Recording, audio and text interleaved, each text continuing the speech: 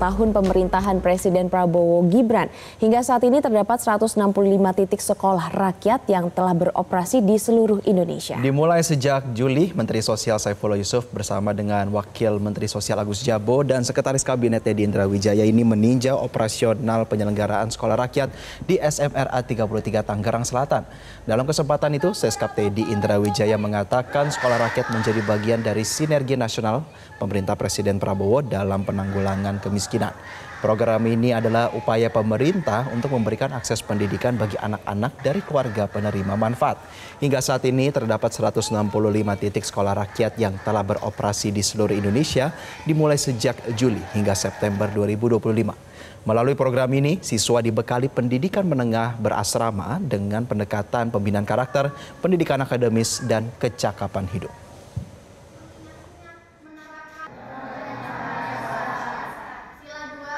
Bapak Presiden ingin semua anak-anak Indonesia berhak dan dapat bersekolah melalui sekolah yang disiapkan pemerintah. Dalam hal ini sekolah rakyat.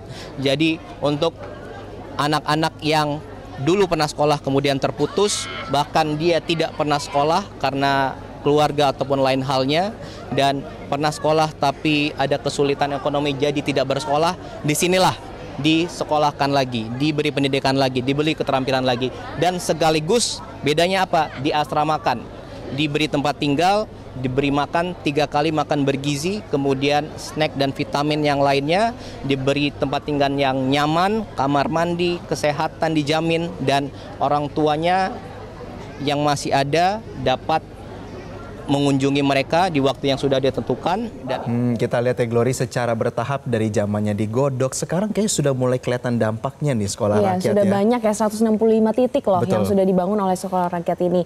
Dan meski tidak berbayar alias gratis ya, sekolah rakyat sudah digodok dengan matang. Lantas apa saja sih tantangan selama 4 bulan berjalan ini? Dan apa harapan dari Menteri Sosial dalam momentum 1 tahun pemerintahan Prabowo Gibran? Dan pemirsa, tentu tujuannya adalah untuk mewujudkan pendidikan yang inklusif. Untuk selengkapnya mari kita simak bincang-bincang Valencia Melvinci bersama dengan Menteri Sosial Saifullah Yusuf dalam segmen Tatap Muka berikut ini.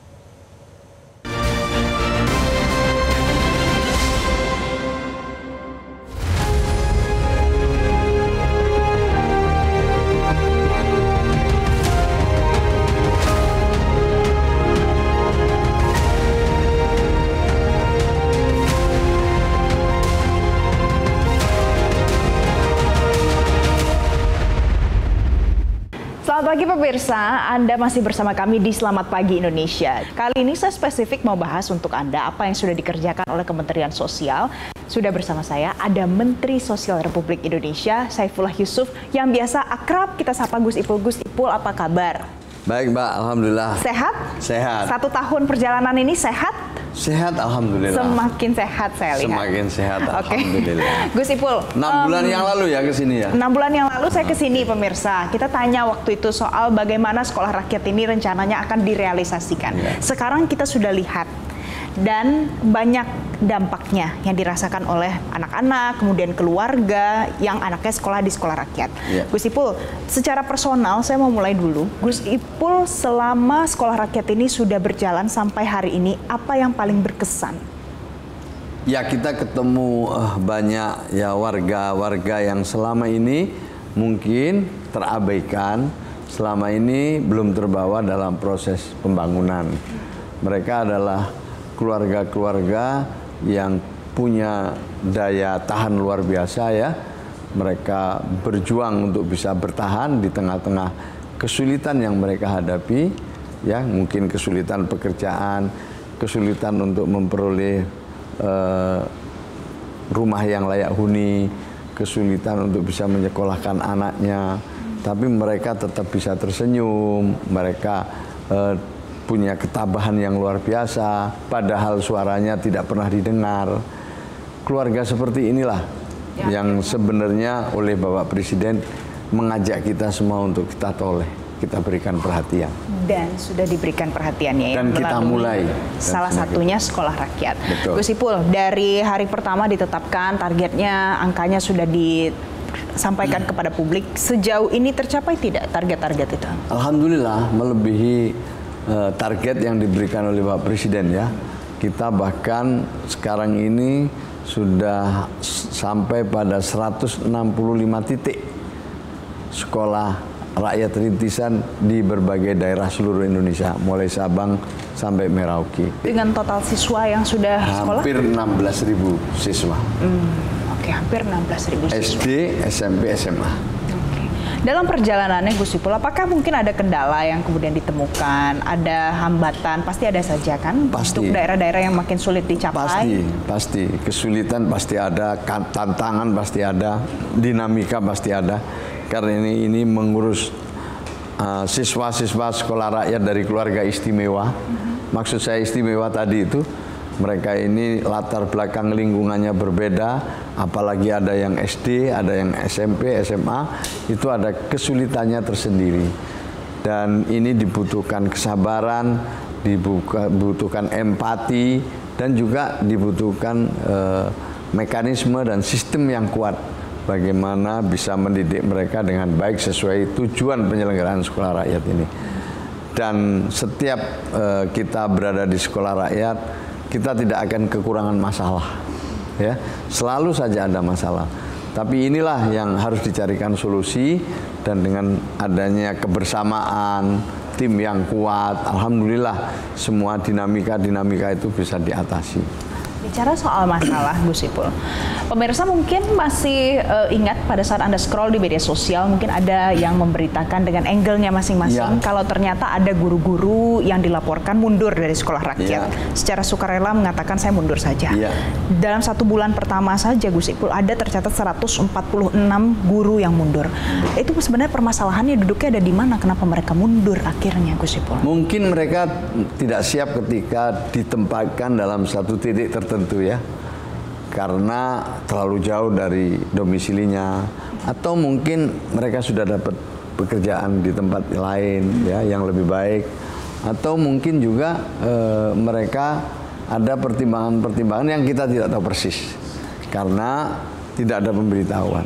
Tetapi sejak awal proses seleksi dibuka, tentu sudah ada persyaratan-persyaratan yang harus dipenuhi. Di antaranya adalah kesediaan untuk ditempatkan dimanapun. Nah, jelas itu. Dan proses seleksinya ini kan proses seleksi yang dilakukan oleh BKN, oleh Kementerian Pendidikan Dasar Menengah, dan juga Kementerian Sosial. Kemudian juga yang membuat regulasinya adalah Kementerian PAN dan RB. Yang saya kira semua yang ikut seleksi mengetahui semua persyaratan yang harus dipenuhi kalau dia mengikuti proses ini. Tapi ya memang ternyata ini kan kita tidak bisa 100%. Ada saja mungkin guru yang tidak memenuhi undangan untuk mengikuti proses selanjutnya. Yang disebut 100 berapa tadi, sekitar 9% dari keseluruhan yang mendaftar. Oh, itu totalnya sekitar 9% dari keseluruhan. Dan salah satu masalah lainnya juga yang terpaksa harus dihadapi dan dicarikan solusinya, pemirsa, adalah karena tidak hanya guru saja, tapi ternyata siswa juga, Gus Ipul, dengan beragam alasan. Entah mungkin ada yang menyampaikan ini jauh dari rumah tempat tinggalnya karena ada asramanya juga kan. Nah, itu bagaimana cara mengatasi masalah kalau ini? Kalau siswa yang mundur lebih sedikit lagi ya, nggak sampai 1% dari 16.000 itu. Tapi memang kita dari awal tidak membuka pendaftaran. Jadi ini dulu yang perlu disampaikan. Kita tidak membuka pendaftaran, tetapi kita memang berbasis data. Data ini dulu, setelah ada di data, nanti ada kunjungan ke rumahnya. Ke rumah orang tuanya untuk dibicarakan. Kalau mereka sudah setuju, baru diterima sebagai siswa sekolah rakyat.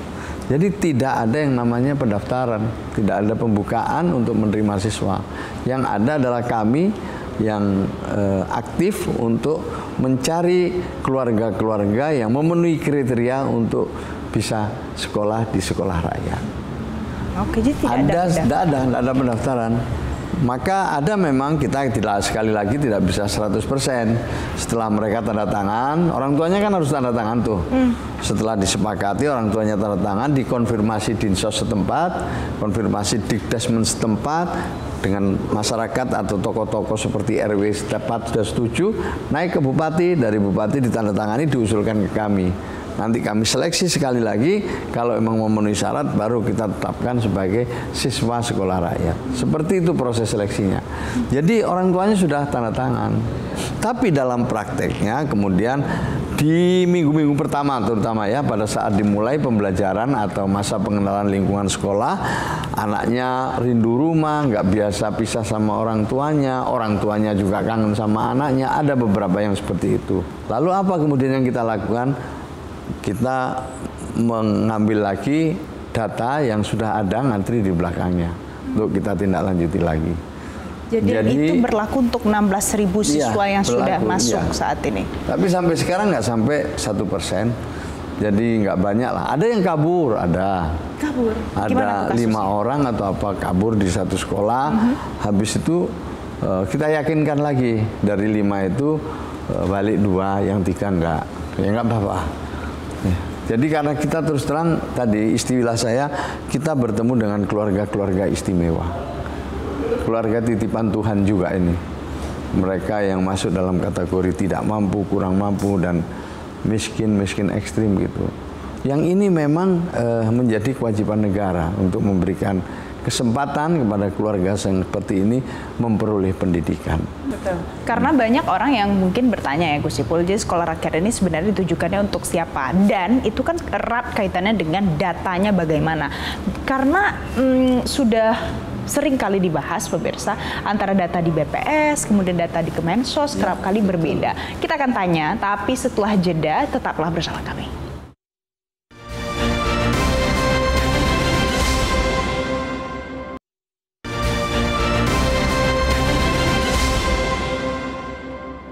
Pemirsa, Anda masih bersama kami di Selamat Pagi Indonesia. Saya masih bersama Gus Ipul, Menteri Sosial Republik Indonesia. Yang paling menarik adalah Gus Ipul, apa perbedaan ketimbang beberapa tahun yang lalu pada saat masyarakat komplain mengapa kok angka di BPS kemudian angka di Kemensos itu bisa beda. Ini kan soal data, bank data, dan nanti erat juga kaitannya ke sekolah rakyat. Betul sekali. Sekarang gimana Gus Ipul? Maka itu sejak dilantik Presiden menitip pesan dengan jelas kepada kami, mulai dengan data yang akurat, karena banyak bansos yang selama ini dilihat oleh Presiden itu tidak tepat sasaran. Maka itulah kemudian beliau menerbitkan Inpres nomor 4 tahun 2025. Itu data tunggal sosial dan ekonomi nasional. Selama ini Mbak, setiap kementerian memiliki data sendiri-sendiri. Sehingga ketidaksatuan data ini, data yang macam-macam ini menimbulkan ego sektoral. Jadi orang akan bekerja, institusi akan bekerja sesuai dengan datanya masing-masing. Kementerian Sosial bekerja dengan datanya sendiri, menyalurkan bantuan sendiri, setelah itu dinilai-nilai sendiri, tepuk-tepuk tangan sendiri gitu. Kira-kira begitulah. Secara bercanda sering saya sampaikan seperti itu. Nah, maka Presiden stop itu, sudah jangan dilanjutkan. Sekarang semua kumpulkan datanya ke BPS. Oleh BPS nanti akan diukur ulang, dikumpulkan dari berbagai itu, divalidasi, ya, diverifikasi, dikumpulkan dari pangkalan data yang ada. Dari pangkalan-pangkalan data dikumpulkan jadi satu, diverifikasi, validasi sesuai kriteria yang ditentukan oleh BPS, kemudian diberi perankingan. Mulai dari desil 10 sampai desil 1, dari desil 1 sampai dari 10. Jadi ini udah jadi nih. Dan semua diminta oleh Presiden untuk mengacu ke data ini. Pertanyaannya, apakah data ini sudah valid? Belum. Karena ini kumpulan dari berbagai data, ya. Kemudian tentu ukurannya berbeda-beda dan perlu melakukan verifikasi lapangan. Ya, maka itulah tugas selanjutnya adalah kita melakukan verifikasi dan validasi beserta dengan pemerintah daerah dan juga kementerian-kementerian yang lain. Sebab setiap data itu dinamis, Mbak. Setiap hari ada yang meninggal, setiap hari ada yang lahir, setiap hari ada yang menikah, setiap hari ada yang pindah tempat. Dinamis sekali. Maka itu perlu verifikasi dan validasi. Jangan sampai ya orang yang sudah meninggal, orang yang sudah pindah tempat, orang yang sudah naik kelas masih tetap menerima bansos. Menjadi penting pemutakhiran ini. Nah, tugasnya Kementerian Sosial kementerian-kementerian yang lain dan pemerintah daerah membantu pemutakhiran yang akhirnya disetorkan ke BPS. Oleh BPS lewat DTSN ini akan diolah untuk diverifikasi dan validasi ulang. Keluaran dari BPS inilah yang menjadi pedoman kita untuk mengintervensi program. Dan ini masih diproses kan saat setiap 3 bulan sekali. Oh. Jadi sejak Inpres ini kan bulan Februari keluarnya tahun 2025, lalu dilakukan pemutakhiran, maka kami pada periode penyaluran berikutnya itu sudah menggunakan data terbaru. Belum sempurna ini, tapi kita perbaiki terus. Saya yakin kalau ini kita mutakhirkan bersama-sama, kerjasama dengan daerah, data kita makin hari makin valid, data kita makin solid. Kalau data kita makin akurat, maka pasti yang kita salurkan itu tepat sasaran, diterima oleh mereka yang berhak. Nah, sekali lagi ada 2 hal di sini ya. Sekolah rakyat dan bansos yang disalurkan lewat Kementerian Sosial harus berdasarkan data dari BPS yang sudah divalidasi setiap 3 bulan sekali. Per 3 bulan sekali. Per 3 bulan Dan sekali. pada saat menetapkan siswa-siswa ini yang sekolah di sekolah rakyat itu sudah sesuai dengan kriteria, itu tim dari Kemensos yang melakukan validasi itu, begitu Gus? Pertama tim Kemensos lewat pendamping-pendamping di daerah ya, kita punya 30 sampai 40 ribu pendamping. Mereka berdasarkan data ini datang, lihat kriteria, wawancara sama orang tuanya, kemudian Dinsos setempat gabung, Dikdasmen setempat gabung, dicocokkan dengan Dapodik, data yang dimiliki oleh Dikdasmen, clear semua, oke, baru naikkan Bupati.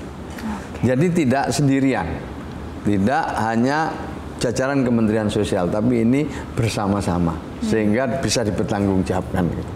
Baru setelah itu ke kami. Nah, jadi sehingga kalau kita lihat memang terus terang aja profil keluarga dari siswa sekolah rakyat itu umumnya bekerja sebagai kuli bangunan, buruh tani, atau juga serabutan, asisten rumah tangga gitu. Dan mungkin juga pedagang keliling, pedagang kecil keliling gitu. Jadi profilnya udah kelihatan, sehingga di situ kita akan melakukan satu asesmen bersama-sama dengan kementerian yang lain. Jadi gini, penyelenggaraan sekolah rakyat ini bagian daripada pengentasan kemiskinan, tidak berdiri sendiri. Jadi lewat sekolah rakyat ini, anaknya sekolah, keluarganya diberdayakan. Kalau rumahnya tidak layak huni, akan dibantu dengan program unggulan presiden yang lain. Cek kesehatan, makan bergizi gratis, semua ada di sini. Termasuk jaminan kesehatan untuk siswa dan keluarganya. Ada bansos yang lengkap. Sehingga kita harapkan dalam 5 tahun ke depan, keluarga ini menjadi keluarga yang naik kelas. Keluarga yang mandiri, tidak terima bansos lagi. Anaknya terus bisa lulus, sampai sekurang-kurangnya dia lulus SMA. Itu harapannya ya? Itu harapannya. Jadi dengan kita kawal sampai lulus. Datanya yang harus benar-benar valid. Berangkat hulunya itu adalah di data. Oke. Hilirnya nanti kalau dia lulus kemana? Apakah dia meneruskan kuliah dengan KIP kuliah programnya Bapak Presiden Prabowo, atau masuk ke program pemagangan ya dari program unggulan Pak Presiden Prabowo juga. Oke. Yang menarik adalah yang lainnya juga Gus Ipul di media sosial soal sebenarnya kan kalau kita lihat ini adalah salah satu cara pemerintah supaya orang-orang yang ekonominya tidak berkecukupan itu bisa sekolah. Tapi di sisi lain ada yang memberikan kritik, apakah dengan cara seperti ini tidak muncul kelas baru dalam pendidikan? Misalnya, mohon maaf ya menyebut ini sekolahnya orang miskin, misalnya begitu. Itu kan sebenarnya jauh dari kata empati. Iya. Maka kita menyebutnya dengan kata istimewa tadi ya kan. Iya, nah, menurut Gus Ipul bagaimana untuk ada yang memberikan tanggapan seperti ini? Iya. Memang ada yang nyebut kurang mampu, tidak mampu gitu. Bahkan presiden itu selalu menghindari kata miskin. Selalu itu. Tetapi istilah statistiknya itu memang miskin dan miskin ekstrim. Istilah di dalam statistik gitu loh. Dan mereka ini, keluarga-keluarga ini, ya ini keluarga-keluarga yang tidak masalah penyebutannya apapun gitu. Penyebutannya apapun nggak masalah. Kalau nanti lihat ya anak-anak sekolah rakyat itu kalau ditanya, kamu orang tuamu siapa namanya? Apal dia bapaknya ini, ibunya ini. Kerjanya apa sehari-hari? Buruh tani, kuli bangunan. Nggak apa-apa dengan bangga dia biasa bicara gitu. Maka yel-yel di sekolah rakyat itu kalau disebut SR itu jawabnya sayangi orang tua, hormati guru. Jadi mereka apapun keadaannya dididik untuk tetap bangga sama keluarganya, bangga sama orang tuanya. Ya, jadi ini satu hal ya. Dan yang perlu juga paling penting bahwa mereka ini tidak bisa mengakses pendidikan sebagaimana mestinya. Ada 4 juta lebih anak usia sekolah, data BPS ini, yang tidak sekolah. Usia sekolah tapi tidak sekolah, belum sekolah, dia belum sekolah. Ada putus sekolah. Jadi ada anak misalnya terlambat 2 tahun di sekolah rakyat ini. Ada anak yang mestinya sudah kelas 3 SMA baru masuk kelas 1 SMA. Ada yang mestinya kelas 3 SMP baru masuk kelas 1 SMP. Mereka putus sekolah. Mungkin SMP lulus, pada saat ke SMA dia udah tidak sekolah lagi. Ada juga keluarga yang berpotensi putus sekolah. Jadi perlu diketahui bahwa ini fakta yang ada di sekitar kita. Ada 4 juta lebih anak-anak usia sekolah yang tidak sekolah, belum sekolah, putus sekolah. Ini luar biasa. Nah, kalau ini tidak diberi akses ke depan, maka nanti di 2045 Indonesia Emas dia menjadi anak-anak yang ketinggalan. Sekarang untuk anak-anak yang berpotensi.